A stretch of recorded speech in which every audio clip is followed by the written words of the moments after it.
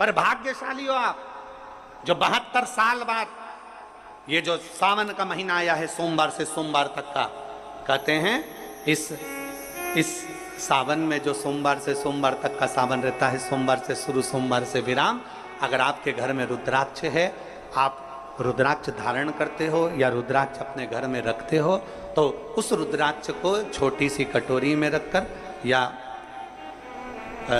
एक पात्र में रखकर 7 बार किसी भी अमावस पर, सावन में जो अमावस्या पड़ती है, ये सोमवार से सोमवार वाली सावन, इसके बाद वाले सावन का हम वर्णन नहीं कर रहा, हम इस सावन की बात कर रहे हैं। या तो अमावस, पूर्णिमा, त्रयोदशी, चतुर्दशी या प्रदोष, शिवरात्रि, अष्टमी, ये ऐसी तिथियां हैं जो सोमवार से सोमवार तक का जो सावन होता है, इस सावन में कटोरी में रखकर, प्लेट में रखकर, थाली में रखकर 7 बार अपने घर में अगर रुद्राक्ष है तो उसको बलवान बनाने के लिए इसी सावन के महीने में 7 बार तो जल, 5 बार दूध गौ माता का और 2 बार गाय का घी उस रुद्राक्ष पर लेपित करना चाहिए। और फिर उस रुद्राक्ष को धूप बत्ती हो या घर में गूगल की धूप हो, वो धूप बत्ती से उस रुद्राक्ष को सिद्ध कर लेना चाहिए। कुछ नहीं आता ना, शिव का नाम लो, श्री शिवाय नमस्तुभ्यं बोलो और उस रुद्राक्ष का स्पर्श कर कर अपने गले में धारण करते हो तो गले में, पूजन में रखते हो तो पूजन में, या किसी कार्य सिद्धि के लिए रखते हो तो कार्य सिद्धि के लिए। अगर ये सोमवार से चालू होने वाले सावन को, सोमवार से विराम होने वाले सावन में अगर हम सिद्ध कर लेते हैं तो वो रुद्राक्ष हमारे जीवन का सबसे श्रेष्ठ रुद्राक्ष हो जाता है, सर्वश्रेष्ठ। अभी हमारे सीहोर में कुबेरेश्वर धाम पर ये जो सावन का महीना आया है, इस सावन में हमारे यहाँ कुबेरेश्वर धाम पे वैसे तो जो महाशिवरात्रि आती है, जिस समय रुद्राक्ष उत्सव होता है, उस समय पर रुद्राक्ष को सिद्ध कर लिया जाता है। पर जो सावन ये आया है, इस सावन में हमारे यहाँ प्रतिदिन बाबा के रुद्राक्ष को सिद्ध करते हैं। प्रतिदिन नियम है रुद्राक्ष पर जल चढ़ाना, दूध चढ़ाना, घृत लगाना और बाबा के उस रुद्राक्ष, क्योंकि इतने भक्त आते हैं उनके लिए वो रुद्राक्ष सिद्ध होना चाहिए।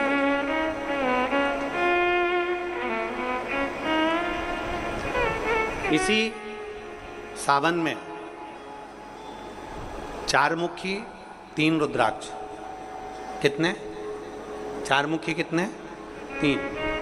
5 मुखी रुद्राक्ष 3 और 6 मुखी रुद्राक्ष 3। इनके बीच में 1.25 गांठ लगाई जाती है। 4 रुद्राक्ष कितने? जल्दी बोलो। 4 मुखी रुद्राक्ष कितने? 3। 5 मुखी रुद्राक्ष कितने? 3। 6 मुखी रुद्राक्ष कितने? 3। इनके बीच में 1.25 गांठ लगाई जाती है। मतलब एक गांठ पूरी लगाई जाती है, फिर आधी गांठ लगाकर फिर रुद्राक्ष को डाला जाता है लाल धागे में, फिर 1.25 गांठ ऐसी चलती है। 9 रुद्राक्ष होते हैं कुल टोटल। अगर ये 9 रुद्राक्ष को शंकर भगवान के शिवलिंग के पास में रखकर, ये सावन, इसको अन्य सावन में नहीं कर सकते, केवल इसी सावन भगवान शिव के मंदिर में शिवलिंग के पास उसको रखकर 7 लोटा जल, 5 बार दूध और 2 बार घृत अगर लेपन कर दिया जाता है उस माला को, और उसी माला को हम बेलपत्री के पेड़ के नीचे बैठकर अपने गले में अगर धारण कर लेते हैं तो दुनिया का ऐसा कोई कार्य नहीं जो तुम्हारे लिए हो नहीं, पक्के में होकर ही मान। उस रुद्राक्ष का इतना महत्व, ये तुम जो सहज में सुन रहे हो ना, हम फिर कहेंगे दया सिंह, जो हम फिर दया सिंह जी को धन्यवाद देंगे कि ये जो सावन के महीने की कथा लिए दया सिंह जी, ये साधारण नहीं है। दुनिया के लोग भले इसको सहजता में रख लें। 27 जुलाई 1953 में ये सावन आया था, उसके बाद 2024 में ये सावन आया। लोग तरसते हैं इस सावन के लिए कि इसमें हमें रुद्राक्ष को सिद्ध करना है, हमें इसमें बेलपत्र का पान करना है, इसमें हम जो मांगेंगे हमारा बाबा कृपा करने के लिए तत्पर रहता है। ये वो रुद्राक्ष का आनंद उठाते हैं। मैं धन्यवाद देता हूं दया सिंह जी आपको बहुत बहुत, और पूरी समिति को। शिव मंदिर में जैसे आप लोग जाते होंगे शंकर जी के मंदिर में, तो ये तो शिवलिंग हो गया, ये जलाधारी हो गई, ये जलाधारी है, ये शिवलिंग है। और जलाधारी और शिवलिंग के यहाँ शिवलिंग से लेकर जहाँ से पानी नीचे गिर रहा है, आप पानी यहाँ चढ़ाते हो तो ये घूम के यहाँ से नीचे आ जाता है। आपने जल यहाँ चढ़ाया शिवलिंग पे तो जल घूमकर यहाँ से नीचे आ जाता है। इस जगह से नीचे की ओर आ जाता है, इस स्थान से। प्रयास करिए, ये जो सावन आया है 72 वर्ष के बाद, प्रयास करिए कि कितना बड़ा भी रोग है, कितनी बड़ी भी बीमारी है, आप डॉक्टर से इलाज करवाओ, पर ये जो स्थान है अशोक सुंदरी का, इस स्थान पर एक बार अपनी हथेली रखकर देखिए और भगवान शिव से पंचाक्षर मंत्र नमः शिवाय, षडाक्षर मंत्र ओम नमः शिवाय या श्री शिवाय नमस्तुभ्यम स्मरण कर कर देखिए और एक बेलपत्र बाबा की लेकर जहाँ से पानी नीचे गिरता है उस स्थान पर लगाकर उसी बेलपत्र को खाइए और फिर जाकर डॉक्टर को एक बार फिर जांच करवाइए कि उस रोग में आराम कितना लगा है, उस रोग में अंतर कितना आया। सावन का ये महीना जिसमें आप भगवान शंकर की अविरल भक्ति को धारण कर रहे हो, सोमवार से सावन चालू हुआ और सोमवार के दिन सावन विराम होगा। ऐसा सावन 72 साल के बाद आया।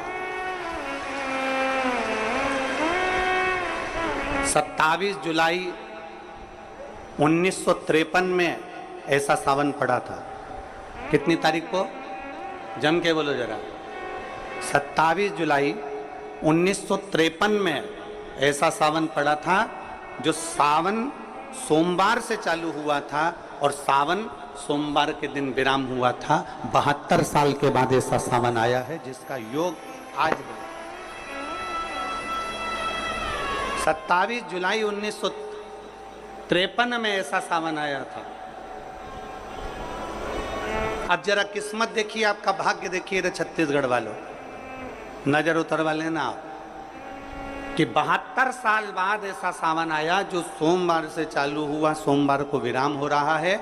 27 जुलाई 1953 में ऐसा सावन आया था और उसके बाद आज ये सावन 22 तारीख से चालू हुआ और 19 तारीख को विराम होगा और उसमें भी सोमवार से चालू हुआ और सोमवार को विराम हो रहा है। ये शिव भक्ति है, ये अविरल भक्ति, ये भगवान शंकर की अविरल भक्ति है। आप और हमको प्राप्त हुई है, हमें मिली और तेरी भगवान शिव ने अघोर अस्त्र धारण किया था इसी सावन।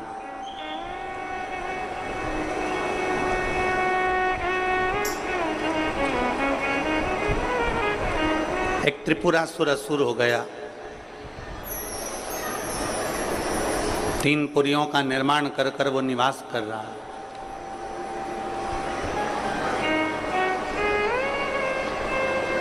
बड़ा विचित्र है वो।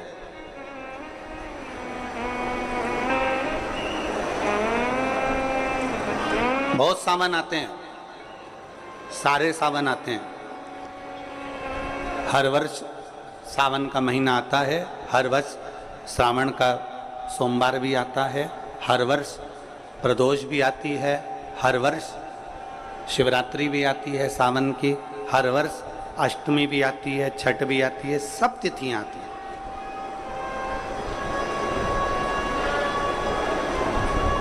ये सारी तिथियां हर साल आएंगी, हर साल प्राप्त होंगी, पर जो योग मेरे देवाधिदेव महादेव का लगा है सोमवार से प्रारंभ होकर सोमवार के विराम का, ये सावन बार बार नहीं आता, ये सावन इतनी जल्दी नहीं आता।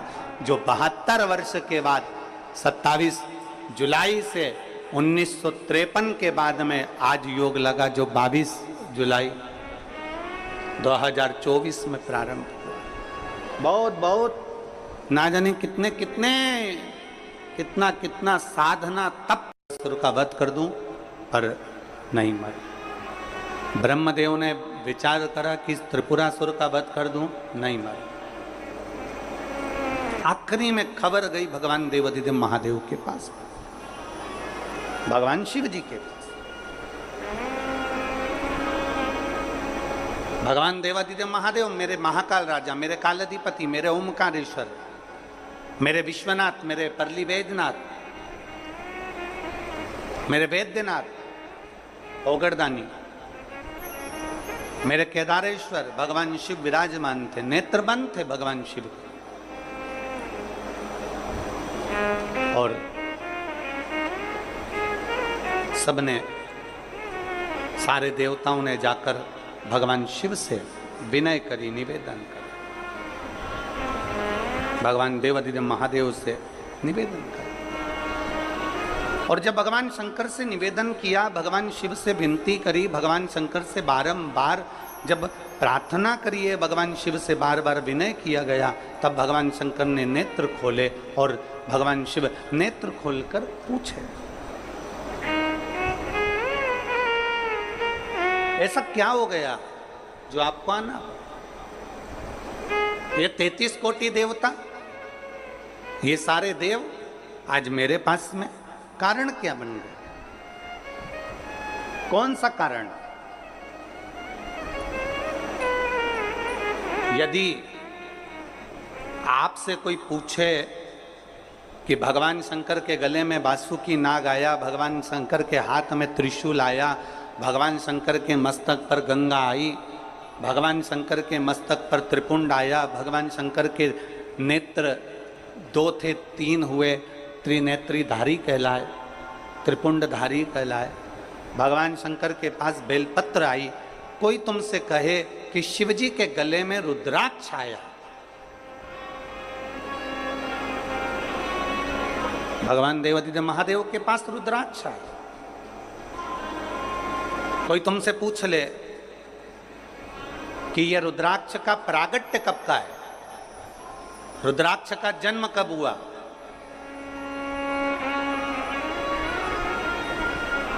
रुद्राक्ष प्रकट कब किया गया,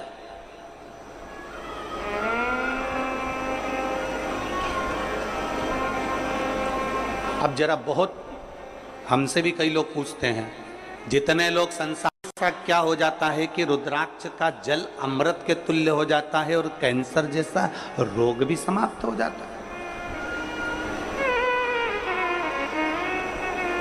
रुद्राक्ष के जल में ऐसा क्या है?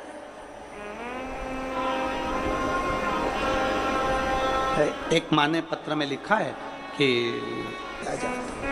कैसे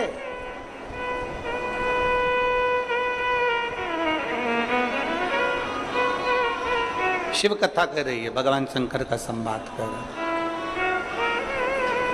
भगवान देवादिदेव महादेव का चरित्र का है, शिव महापुराण की कथा कर रही है। त्रिपुरासुर असुर है, 3 पुरियों का निर्माण कर कर उसमें निवास करता है, 3 पुरियों का निर्माण कर कर उसमें निवास करता है, पर उसके प्राण जा नहीं सकते। भगवान नारायण ने प्रयास किया, वो नहीं मरा,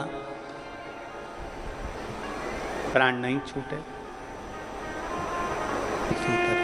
भगवान शंकर के ब्रह्म मुरारी, सबसे बड़ा तप और दुनिया का सबसे बड़ा आभूषण मौन रहना, ये दुनिया का सबसे बड़ा तप और सबसे बड़ा आभूषण है।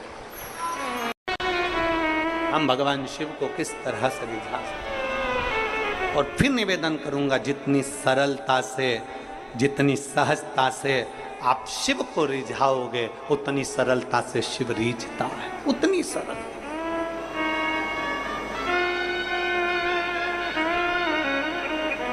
आप जितने भाव से भगवान शंकर को रिझाने का प्रयास करोगे, वो उतने भाव से रिझेगा, उतने भाव। जरा विचार करिए, श्री की पूजन आप ऑनलाइन करेंगे, आप और हम सब आस्था चैनल के माध्यम से, फेसबुक यूट्यूब के माध्यम से, ठीक शाम को 7 बजे 2 अगस्त को बैठेंगे और ऑनलाइन सब अपने अपने घर से पूजन करेंगे, भगवान शिव की आराधना करेंगे। आप और हम सब मिलकर भगवान शंकर से एक साथ प्रार्थना करेंगे, एक साथ। और जब हम बाबा को रिझाएंगे, और ये सोमवार से सोमवार तक के सावन के महीने एक साथ, और जब हम बाबा को रिझाएंगे, और ये सोमवार से सोमवार तक के सावन के महीने में 2 अगस्त को तो हम शिवरात्रि मनाएंगे, और 17 अगस्त को सीहोर की कांवड़ भी बाबा की कृपा से सुबह 9 बजे भरेंगे। प्रदोष के दिन एक विश्वास के साथ शिव को रिझाओ, एक भरोसे के साथ भगवान शंकर, एक रुद्राक्ष में होता है सबका बल, एक रुद्राक्ष के अंदर होता।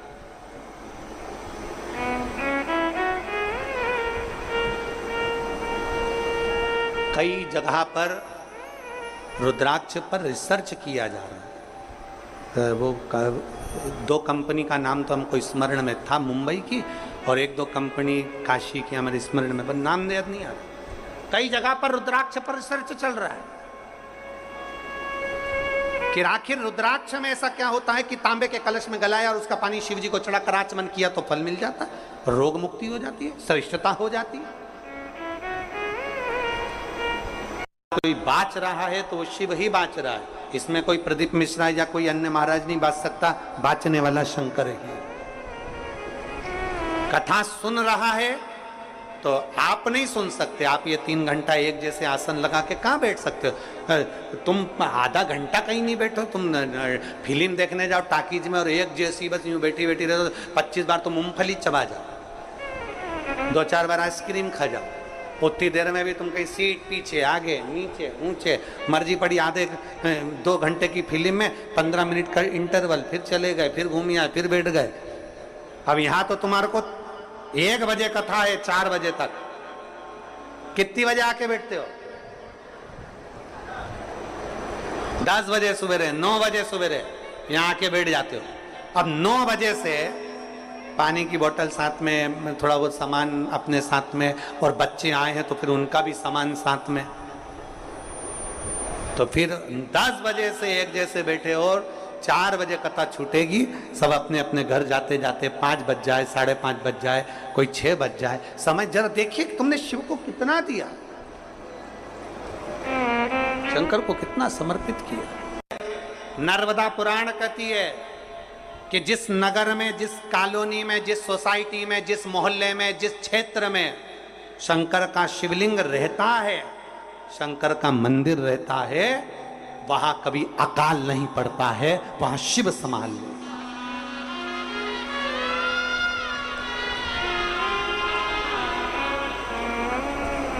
वहां शिव संभाल, वहां वो गढ़दानी संभाल।